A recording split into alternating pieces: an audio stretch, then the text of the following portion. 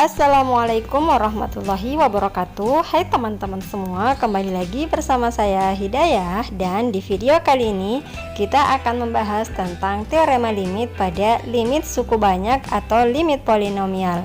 Jadi yuk simak pembahasannya hingga akhir ya. Sebelum kita lanjut, jangan lupa subscribe, like, and share dulu ya. Nah teman-teman, di video kali ini kita akan membahas tentang limit suku banyak atau polinomial. Pada video-video sebelumnya kita sudah menyelesaikan atau membahas tentang bagaimana cara menentukan limit dengan cara pemfaktoran, dengan cara substitusi, dan dengan cara merasionalkan bentuk akar. Oke, kalau begitu kita langsung saja masuk pada pembahasan ya tentang limit suku banyak atau polinomial. Sebelumnya kita harus tahu dulu tentang apa itu polinomial. Jadi, polinomial atau yang biasa disebut juga sebagai suku banyak adalah sebuah bentuk dari suku-suku dengan nilai banyak yang disusun dari perubah, variabel serta konstanta. Yang mana operasi yang dipakai hanyalah penjumlahan, pengurangan, perkalian serta pangkat bilangan bulat tidak negatif. Jadi pangkatnya ini tidak boleh negatif ya teman-teman. Nah, bentuk umum dari polinomial seperti ini teman-teman, bisa dilihat ya. Yang mana keterangannya bahwasanya adalah an dan seterusnya itu disebut sebagai konstanta. Yang mana polinomnya ini, an-nya ini tidak boleh sama dengan 0. Kemudian n-nya adalah bilangan bulat positif. Kemudian di sini juga dikatakan bahwa pangkat tertinggi dari x merupakan derajat polinomial. Jadi di polinomial itu ada variabel, ada koefisien, ada konstanta, dan juga ada eksponen atau pangkat. Oke, kita langsung saja masuk pada pembahasan inti teman-teman. Di sini dikatakan bahwa jika px dan qx adalah suku banyak, maka yang pertama adalah limit px untuk x mendekati a, maka akan menghasilkan pa, di mana a-nya adalah anggota bilangan real. Kemudian jika ini yang kedua berbentuk pecahan ya teman-teman. Jika limit px per qx di mana x-nya mendekati a, maka akan menghasilkan pa per qa. Nah, untuk lebih jelasnya langsung saja kita masuk pada contoh soal. Nah, teman-teman, di sini saya sudah punya contoh soal ya, 2 buah contoh soal terkait dengan limit suku banyak atau polinomial. Nah, yang pertama bentuknya seperti ini ya. Kemudian yang kedua itu dia berbentuk pecahan. Baik, kita langsung saja menyelesaikan contoh yang pertama teman-teman. Nah, kita langsung substitusi ya. Kita gunakan dulu metode substitusi, yakni kalau kita gunakan metode substitusi berarti kita langsung mengganti semua variabel x dengan x mendekati minus 1. Oke, berarti di sini adalah 4 minus 1. Oke, x-nya kita ganti dengan minus 1 teman-teman ya. Jadi minus 1 berpangkat 3, kemudian tambah 5 dikali ada x, kemudian kita ganti lagi dengan minus 1, kemudian berpangkat 2. Oke, selanjutnya seperti itu ya teman-teman, diselesaikan sampai terakhir. Kemudian ini selebihnya kita tinggal menghitung teman-teman. Minus 1 berpangkat 3 itu hasilnya adalah minus 1, berarti minus 1 dikali 4 hasilnya adalah minus 4. Oke, kemudian minus 1 berpangkat 2 itu menjadi positif, berarti 5 kali 1 hasilnya adalah 5. Kemudian berikutnya adalah minus 3 dikali minus 1 itu menjadi positif, kemudian ini minus 2. Maka hasil akhirnya adalah minus 4 ditambah 5 itu positif 1, ditambah 3 berarti 4, kemudian kurang 2 berarti hasilnya adalah 2. Oke, nah inilah hasil akhirnya teman-teman terkait dengan soal kita yang pertama. Kemudian kita ke contoh yang kedua. Dengan cara yang sama kita selesaikan dengan cara substitusi. Kita coba mengganti semua variabel x-nya dengan 0. Berarti di sini menjadi 2 kali 0 berpangkat 3 dikurang 4 kali 0 berpangkat 2 tambah 5 kali 0 ditambah 1. Kemudian ini 0 berpangkat 2 dikurang 4. Nah, hasilnya adalah semua yang dikalikan 0 akan menghasilkan 0. Ini hasilnya 0, ini hasilnya 0, ini hasilnya 0. Yang tersisa adalah 1 per minus 4 atau minus 1 per 4 ya, karena nilai limit yang contoh kedua menghasilkan bukan 0 per 0, berarti kita selesaikan cukup sampai di sini teman-teman. Kecuali hasil akhirnya adalah 0 per 0, maka kita harus menyelesaikan dengan cara pemfaktoran. Oke teman-teman, jadi berikutnya adalah di sini kita akan bahas tentang teorema limit. Jadi ada beberapa teorema limit, teman-teman bisa lihat di sini ya. Jadi yang pertama adalah jika C dan K adalah konstanta, maka limit K di mana X-nya mendekati C maka akan menghasilkan K. Oke, kita ambil contoh ya untuk teorema yang pertama. Contoh yang pertama dari teorema limit adalah, ini teorema pertama teman-teman, jika limit 6 untuk X mendekati 5, jadi nilai pendekatannya 5, maka ini akan menghasilkan 6. Ya, jadi maksudnya apa teman-teman? Ketika di sini ya fungsinya itu tidak ada atau tidak mengandung variabel X, maka hasilnya itu adalah fungsinya sendiri. Ini adalah fungsinya teman-teman. Oke. Di sini kan tidak ada variabel X, misalkan 6X kayak begitu teman-teman. Maka hasil akhirnya itu adalah fungsinya sendiri. Jadi ini tinggal kita pindahkan saja. Kita abaikan saja yang nilai limitnya. Oke, jelas ya teman-teman.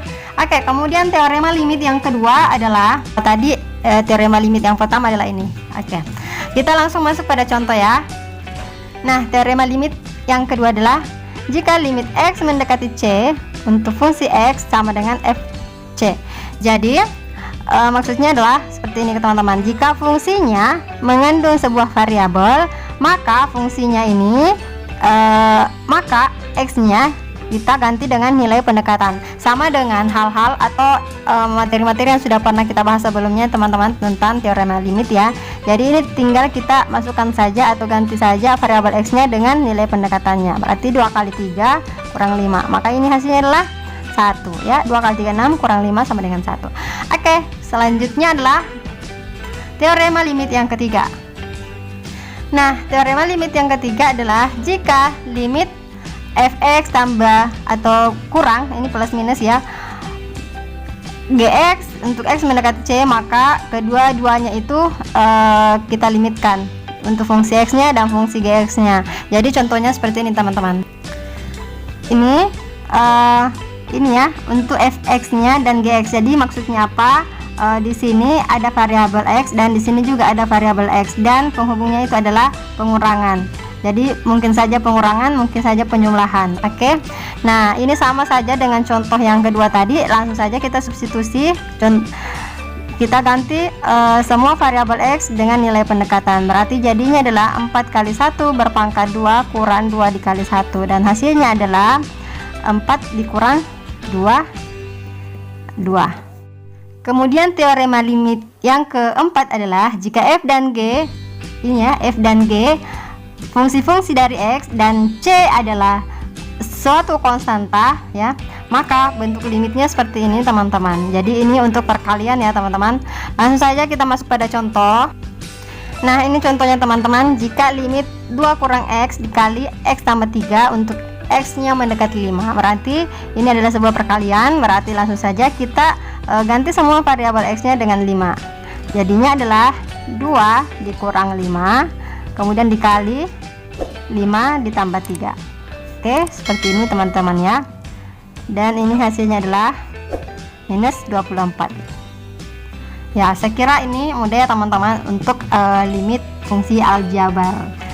Kemudian berikutnya kita ke fungsi atau teorema limit yang bentuknya pecahan. Nah, ini sama dengan limit yang kayak kemarin teman-teman, yang biasanya diselesaikan dengan cara pemfaktoran.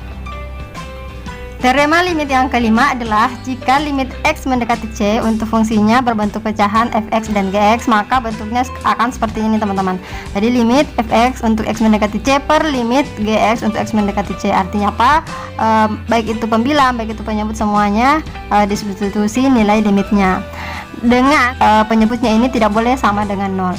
Jadi contohnya adalah limit 3x tambah 4 per 2x kurang 3 untuk x-nya mendekati 5. Jadi ini berbentuk pecahan. Jadi pembilangnya kita limitkan, kemudian penyebut juga kita limitkan. Jadi ini limit x mendekati 5 ya. Untuk fungsinya 2x kurang 3. Selanjutnya kita substitusi nilai x-nya yaitu 5, maka akan menghasilkan 3 dikali 5 tambah 4 per 2 kali 5 kurang 3. Dan hasilnya adalah 19/7. Nah, sekarang teorema limit yang keenam itu berbentuk eksponen teman-teman. Nah, jika bentuknya eksponen, maka kita lihat ya, jika limit fx berpangkat 1/n kemudian x-nya mendekati c, maka hasilnya adalah hasil limitnya. Jadi kita limitkan dulu fungsinya, kita substitusi dulu nilai pendekatannya, kemudian kita pangkatkan teman-teman. Kemudian ada syarat ya, ada syarat yang berlaku. Nah, untuk contoh langsung saja kita lihat contohnya untuk bentuk eksponen ya.